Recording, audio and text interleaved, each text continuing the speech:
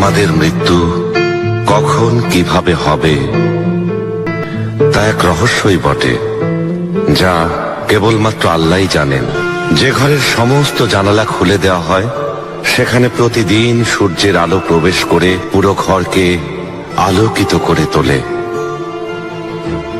কিন্তু যে ঘরের সমস্ত জানালা বন্ধ, সেখানে আলো না, থাকে শুধু অন্ধকার। ভাই, বন্ধু বা সহচরকে তার দোষ ত্রুটির কথা বলা যায়, কিন্তু মানুষের আত্মা শরীর ছেড়ে যাওয়ার পর তা অসম্ভব।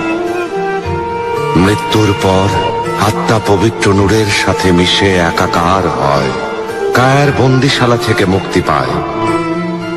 মৃত ব্যক্তির গীবত তাই অনর্থক, ভুলে যেতে হয়, কারণ তখন সে এ পৃথিবীর ভালো মন্দের ঊর্ধ্বে চলে যায়। কাউকে খারাপ চোখে দেখো না, কাউকে খারাপ বলো না, না দেখে কথা বলো না, নিজে না শুনে স্বচোখে কিছু না দেখে কাউকে দোষারোপ করো না।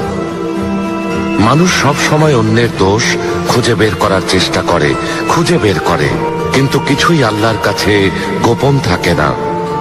মানুষ দেখে, তবে সে দৃষ্টিতে আল্লাহর নূর না থাকলে সবকিছু ঘোলাটে মনে হয়। প্রকৃতপক্ষে সমস্ত নূর আল্লাহর নূরের অংশ। আমরা সবাই সেই পবিত্র নূরের অংশ, যা অবিনশ্বর। যে নূর চিরন্তন, সে আল্লাহর নূর। আমরা নশ্বর, ক্ষণিকের অতিথি, এ অস্তিত্ব নশ্বর, এ শরীর ক্ষণস্থায়ী। হে আল্লাহ, আপনার রহমত আর অপার করুণার কথা ওই পাখিরাও জানে, যারা আপনাকে ভালোবেসে ডানা মেলে উড়ে বেড়ায়। তারা মেঘের ওপারে চলে যায়, 7 আকাশে বিচরণ করে, শুধু আপনার সন্ধানে। হয়তো ওরা আপনার নূরের ঝলক দেখেছে, তাই ওরা এত সাহসী।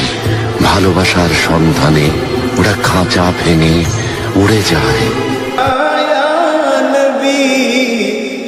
সালাম